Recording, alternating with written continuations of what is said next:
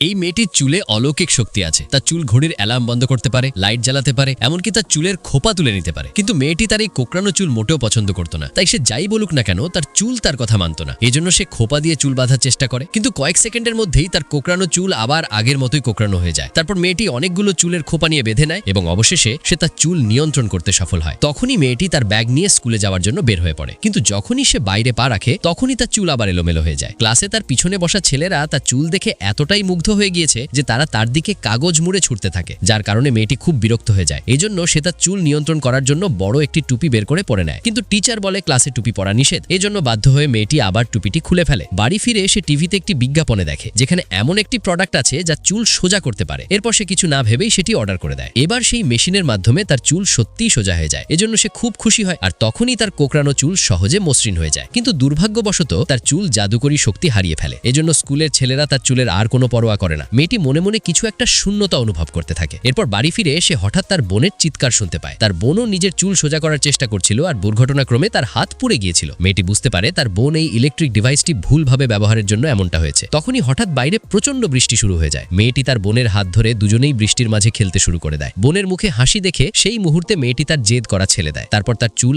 আবার আগের রূপে ফিরে আসে। এবার সে সত্যিই নিজের চুলকে মেনে নেয়। বন্ধুরা, তোমাদের চুল সোজা নাকি কোকড়ানো তা কমেন্ট করে বলে যাও।